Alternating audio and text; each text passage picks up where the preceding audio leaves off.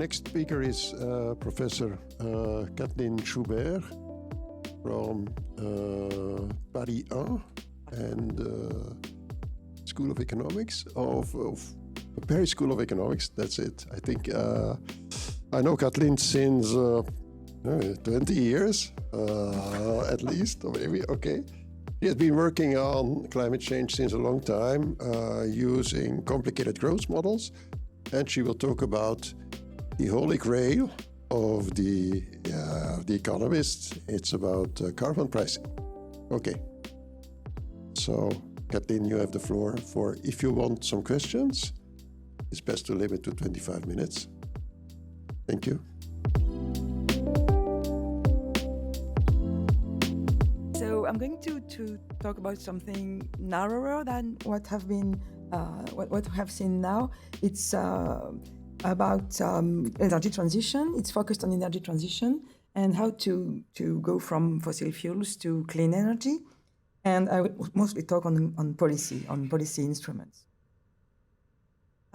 So the problem is that pricing carbon has been recognized. Christian will be happy. Pricing carbon has been recognized since Pigou, meaning 100 years ago, a long time ago, as the most efficient policy instrument in reducing emissions because it has a lot of virtues. It delivers reductions of emissions at the lowest cost. It generates money, tax revenue that you can redistribute to alleviate the cost for the most vulnerable people. And also it provides incentives. It provides a business model for investing in clean and environmental friendly technologies and for clean innovation. It has a lot of merits. However, this is very much an economist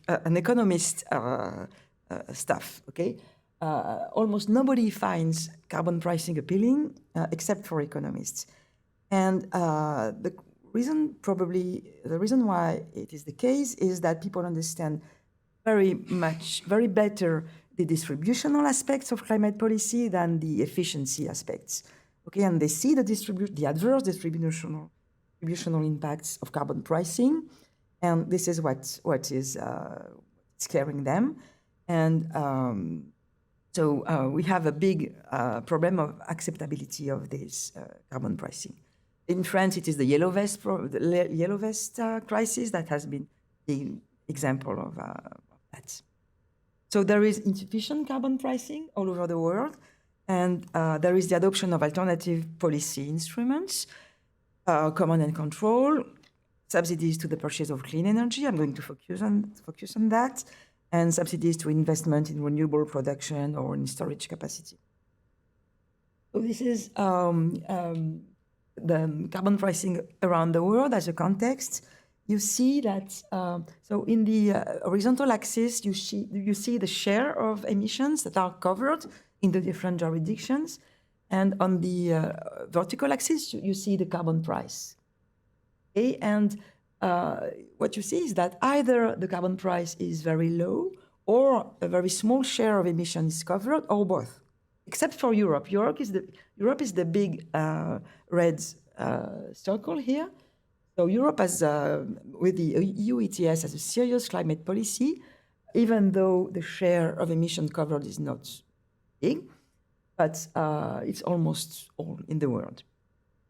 To be a bit more optimistic, this is the last figure by the World Bank on the publication State and Trends of Carbon Pricing 2023. And you see that carbon pricing, although it is small and it doesn't cover much of the emissions, it is gaining, it is increasing all over the world. And so, yeah, you have here the more precise description. Then there are subsidies to renewable. Subsidy to renewable, Europe has resorted to subsidies to renewable a lot. So you see in this graph subsidies in 2017, subsidies to renewable power generation in the EU 28, Japan, China, United States, rest of the world. So you see that at this date, it was a European policy to subsidize renewables, solar PV, wind, hydro, and a bit of biomass. Okay, and the amounts are very significant, 80 billions of US dollars in 2017. Now the policy landscape has changed. It has been changed by the Inflation Reduction Act, so of August 2022. The US have started subsidizing a lot renewable energy producers for 369 billions over 10 years with the form of production or investment tax credits for nuclear, solar, wind, and storage. And also, of course, it's a very good news for climate policy, but is it the right way to do? This is what we want to discuss a bit in this paper. So for those of you who are not economists, I tell you the story that we have in this paper, and then I will show you the math, the computation, the models. So the story is the following. Initially, green energy consumption comes mostly from fossil fuels. We want to, if we want to phase them out, making them progressively more expensive through carbon pricing is a good idea. It is the direct way to do it. It encourages, as I said, investment in carbon-free electricity generation, like renewable or nuclear, to replace these fossil fuels. So it is the most direct way. Okay? And also it is the most efficient way, but let's just think about this direct tool. But the problem is that as long as the demand for energy is greater than the carbon-free electricity supply, there will be a residual demand for fossil at the peak, and this residual demand will be residual demand will be met by fossil, and this is according to the marginal pricing cost principle. The price of fossils that will set the electricity price. Okay? So the price of electricity during the transition is going to be set by the price of fossil. This is what we have experienced very, very recently. Until fossil are expelled from electricity generation, and the price may become smaller and smaller, because it will be the marginal cost of renewable, and this marginal cost of renewable is very low. But during the transition, almost inevitably, the price of electricity is going to be driven by the price of fossil. And so this is the big issue of acceptability. We have seen very recently during the Ukraine crisis that the government, they do all what they can to prevent this price of electricity to follow the price of fossil fuels. This rising price of electricity is a big obstacle to the implementation of carbon pricing, because it is seen as socially unacceptable by the governments, by the citizens. And so this is the problem of acceptability we want to study here. So faced with this problem of acceptability, the governments, they may very well choose a second option. That is what is done in the US, because in the US, carbon pricing at the federal level is completely out of reach. So it's very well possible to choose another route. It is a much more indirect route, of course, than the direct carbon pricing instrument. It is to set the carbon pricing at a very low level, constant, not to try to increase it anymore, and to subsidize carbon-free electricity production capacity with feed-in premiums, or subsidize investment with investment tax credits and so on, like they do in the Inflation Reduction Act. And the transition will take place without the price of electricity increasing, and therefore without consumption decreasing, and it will be probably much more acceptable. But of course, it is not harmless to choose this way of doing, to choose this route, because of course, this subsidy, they have to be financed somewhere in the economy. Someone has to pay for that. Okay? And what we want to do in this paper is to give an economic measure of these effects. The idea is that, okay, we are going to achieve the transition by this other way of doing, by using subsidies, but how will it cost? How costly will it be for welfare, also for public finance, for the economy as a whole? So what we do in this paper is exactly that. We consider that we have a regulator of a government that is not able to implement the optimal climate policy, which would consist in an increasing carbon price increasing over time, that this government or this regulator is only able to set a constant carbon price. Is unable to increase it over time. And so this carbon price will be insufficient to meet the objective. So the carbon budget will not be respected. So there is what we call a carbon pricing gap in this economy. The economy suffers from this gap, and this gap has to be filled with subsidies to carbon-free electricity production capacities to make them incentivize the investment in this clean electricity. And so additional taxes here, lump sum taxes, something very simple, has to be levied to finance the subsidies, resulting in an excess burden for public finance. And what we do is that we compute this excess burden first analytically with a model, and then try to calibrate the model to give data. And also we compute the welfare loss associated to this policy. So it is a very simple task, but we try to, in the end, to deliver recommendations in terms of policy making. So the framework we propose is an analytical framework. It's a model, very stylized model, very simple model of the choice of the electricity mix. So the ideas underneath are that fossil are abundant, they are cheap, there is excess capacity, so they are nice, but they are CO2 emitting. We have a policy that takes the form, climate policy that takes the form of a carbon budget, meaning that society decides of an upper bound, upper limit to cumulative carbon emission that we must not pass in order to respect an objective we have set, like not going above +2 degrees Celsius increase in temperature, for instance. Then there is renewable energy. It is clean, but we don't have the capacity yet, so it requires investment. It's very capitalistic technologies.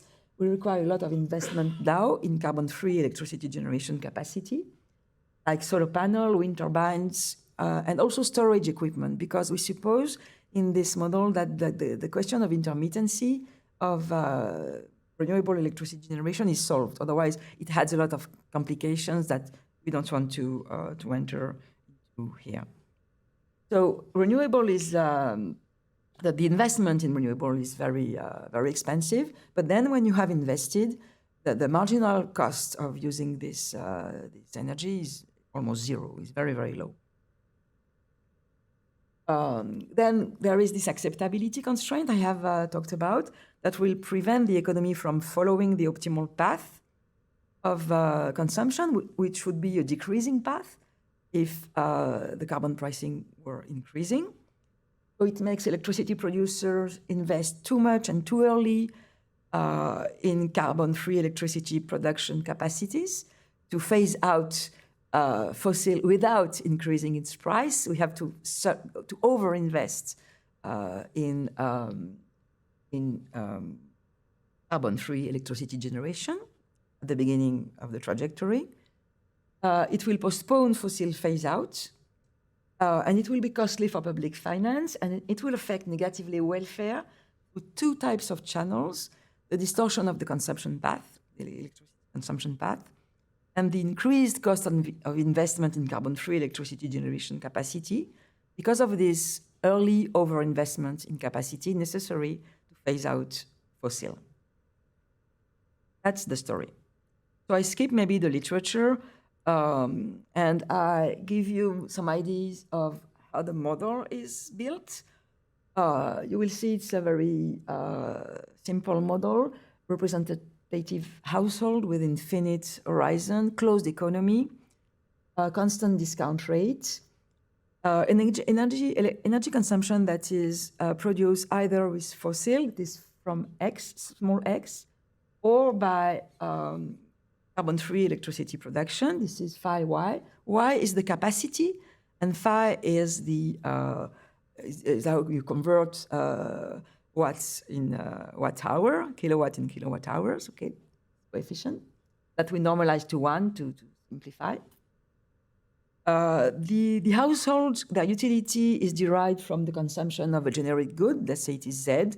All the other goods except energy.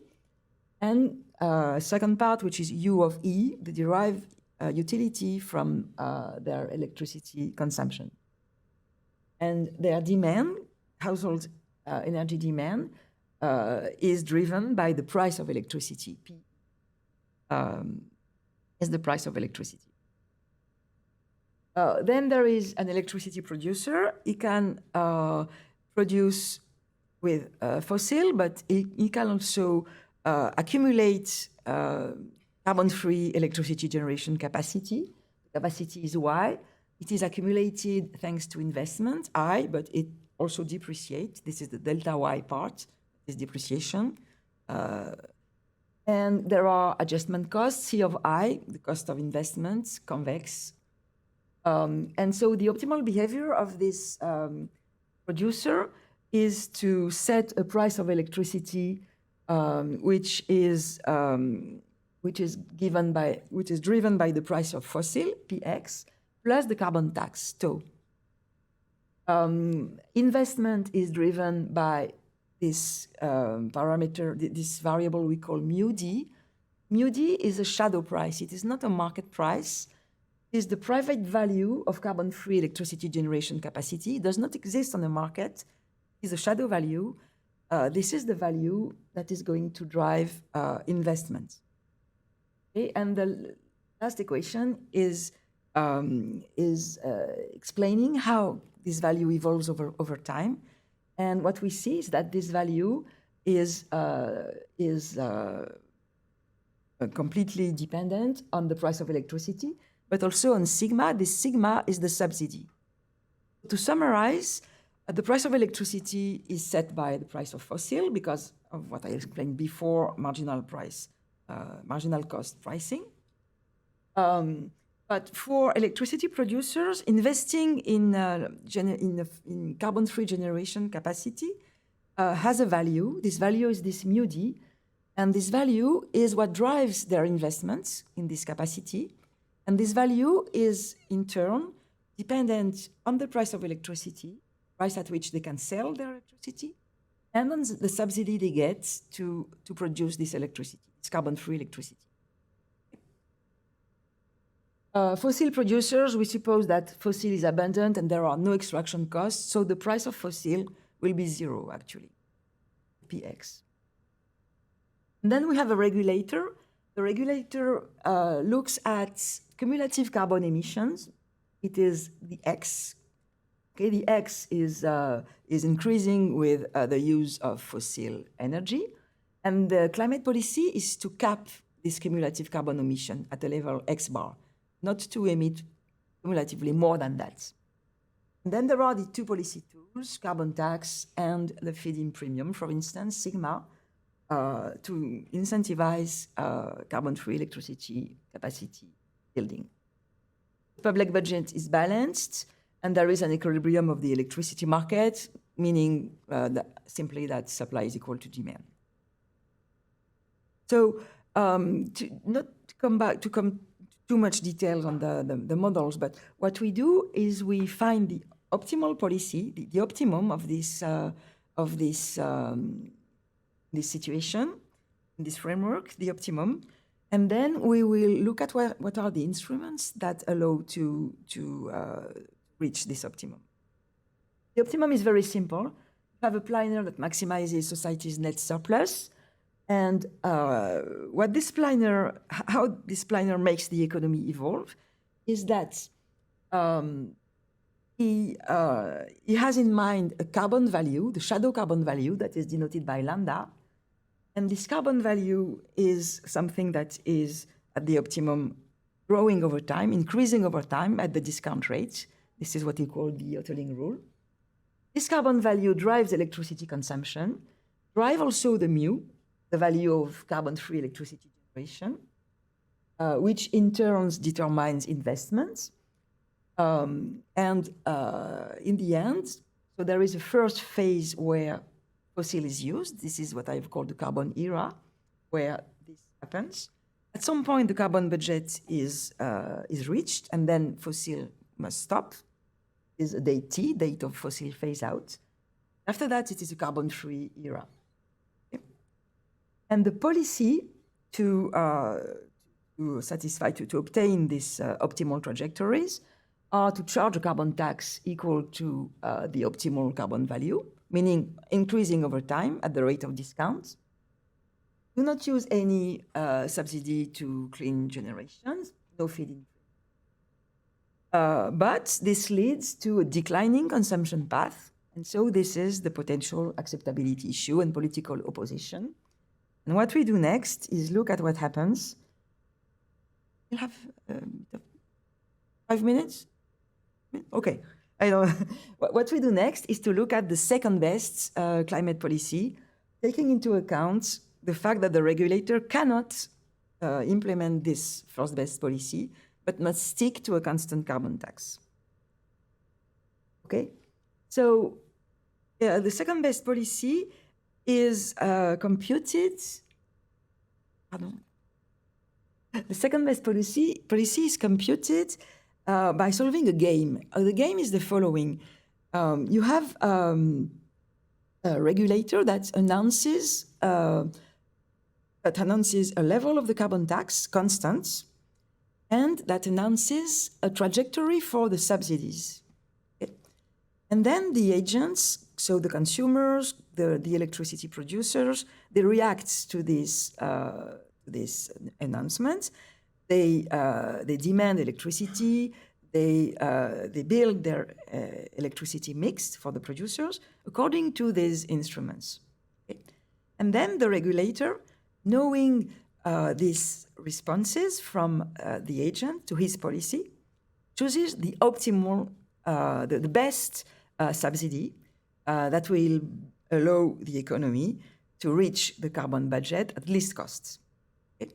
So it reacts, it chooses its policy, the regulator, to reach the carbon budget at least cost, knowing the response of the agent to this policy. So this is what we do. And so I skip a bit the details. I show you what we obtain. Maybe, if I don't want to be too long, maybe the best would be to show you this graph directly. So what is on this graph is the fact that in the second best case, there will be another shadow price of carbon that will appear. The shadow price of carbon will be a function of the actual carbon tax that is put in place and on the subsidy that the regulator has put in place as well to incentivize investments in clean electricity generation. Okay? And this carbon value that we call zeta 1 is what we have on the horizontal axis. On the vertical axis, excuse me. On the horizontal axis, we have the actual carbon tax that is put in place, constant. Okay. And so what we show on this axis is that when the carbon tax, the actual carbon tax is small, the shadow carbon tax and the second best case will be very high. This is the zeta 1, very, very high.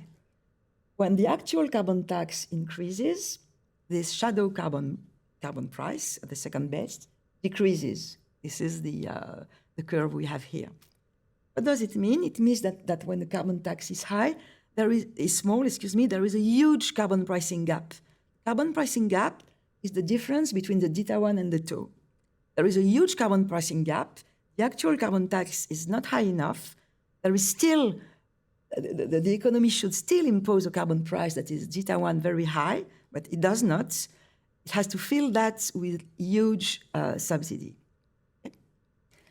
When the carbon tax is, the actual carbon tax is higher, the gap decreases. At some point, it is the reverse. The shadow carbon value becomes smaller than the actual carbon tax after we have crossed the 45-degree line, and then we don't subsidize anymore, of course. Okay. But the case of this large carbon tax, where the carbon pricing gap would be negative, is very, very unlikely, because we don't see why government would be able to put in place just now a very high carbon tax and not be able to put a low one and increasing it. Okay, it's very unlikely. What is likely and interesting is more on the left part of this graph. So this is what we find, and we compute what is the subsidy and the evolution of this subsidy over time that has to be put in place to fill this carbon pricing gap. And we find something that we were a bit surprised at the beginning, but in the end, it makes sense. We find that, okay, there is this difference between a small carbon tax when you have to subsidize, a large carbon tax when you don't subsidize at the beginning because carbon tax is too high. There is another distinction important that we find is that when the carbon tax is really very small, the feed-in premium, the subsidies to renewable, has to be permanent. Whereas when it is a bit higher, it is just temporary. We subsidize renewables up to the point where fossil is phased out. When the carbon tax is really, really small, the actual carbon tax, we have to subsidize forever. Why? Because if we don't do that, as fossils are not expensive, they will come back. Okay? So to prevent the comeback of fossils, with a combination of very low actual carbon tax and subsidies to renewables, the subsidies, they have to be maintained forever. Maybe it's a bit too much, but for a very long time, even after fossil has been phased out. Okay, so I just show you very quickly the application, the calibration we make to the European case. We add some new other ingredients in the model, and in particular, the ingredients that there is learning by doing in renewable in the renewable industry that makes the cost decrease. Okay, this is very real. Okay, we have seen data just before. The cost decreases because of this learning by doing externality. And so now the optimal feed-in premium has two parts. There is a part that fills the carbon pricing gap, the one that I have just explained before. There is a second part that is a subsidy to internalize, let's say, the learning by doing externality in the vocabulary of economists. And then we calibrate. I don't show you how we calibrate. I give you a flavor of the results. So yeah, maybe just look at, we look at four cases. The optimal policy, it would be a carbon tax that is at 100 euros now, increasing at the discount rate. A suboptimal policy with a large carbon tax of 140 euros per ton of CO2 forever. A suboptimal policy with a smaller carbon tax as 100 euro constant, and another with a very small carbon tax at 60 euros constant forever, until fossil is phased out. Then we compute the carbon pricing gap. So the subsidy has to fill this carbon pricing gap. We see that it is increasing over time, of course. Then the other columns are the T0 is the date at which we start subsidizing. We don't start subsidizing renewables directly now, because initially the carbon pricing gap is negative, but at some point it becomes positive after 10 years, and we start subsidizing. For the smaller carbon taxes, we start subsidizing right now. The T column is the date of fossil phase out. So optimally it is 26, it is almost 27, 6 years, it is almost 15. Then you see that if the carbon tax is small, if it's not increasing, we postpone a bit this transition. And then probably the most interesting columns are the last two ones. So W is the welfare loss of the policy. So maybe it won't tell you anything, but it is a welfare loss measured as constant additional energy consumption, making households indifferent between the optimal situation and the second best situation. What is interesting is to see that if there is a large carbon tax constant, the welfare loss is very small. But when the carbon tax, the actual carbon tax is small, the welfare loss becomes very, very important. 1.6 and 7.7% of additional electricity consumption that should be given to households to make them indifferent between the optimal case and the second best case. And the last one is the cost for public finance. It is computed that as the present value of additional taxes, percentage of the present value of electricity consumption over the carbon era, that is the cost for public finance. If the constant carbon tax is high, the cost is negligible.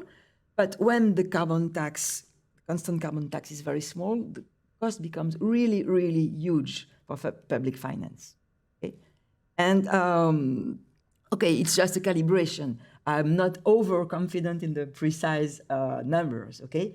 But what is interesting is to see that a policy with a very low carbon pricing and huge subsidies to renewable, okay, it works. It allows the economy to reach its target in terms of carbon budget, but it is at a cost. Okay, and this is the trajectories. The decarbonized production capacity in all these cases. So you see the blue is the optimal trajectory. So decarbonized production capacity increases over time up to a steady state, the red line. And when we are in the suboptimal cases, as I said before, there is overinvestment, meaning that we invest too fast to reach the same level in the long run if the carbon tax is not too small. But if the carbon tax is very small, we have to overinvest even in the long run and continue subsidizing, as I said, to prevent the comeback of fossils. Okay. Then this is electricity consumption. You see that at the optimum, as I said, electricity consumption first decreases during the fossil phase because the electricity price is increasing with the carbon tax. But then electricity consumption can increase because the electricity price decreases during the clean phase. But you see, this decrease is what is deemed unacceptable. And then the other policies, of course, they are made to prevent this decreasing part, but at the cost that I have explained. Okay, maybe I stop here. I think it's the conclusion. It's just repeating what I have explained. So thank you. Hope I've not been too long. Thank you for this very clear talk. Now there's room for one smart question. Frank, you take the challenge. Thank you. I hope it's smart enough. So there is this phenomenon called price cannibalization by renewables, meaning that if you have like 50% plus renewables in the system, during large parts of the day, there is no fossil. And so the marginal technology is renewables with price zero. So that makes the story worse than your I think than your model. So I think it's a very important message. Could you adapt the model to take that into account and then actually have a carbon price that increases to keep the electricity price constant? Because this phenomenon with a constant carbon price let it down. So that's my, actually, and related to that, if you have feed-in tariffs, it's worse. So if the renewables is the marginal technology, you go to negative prices because these producers get the feed-in tariff. So you avoid that by subsidizing the investment. That seems better.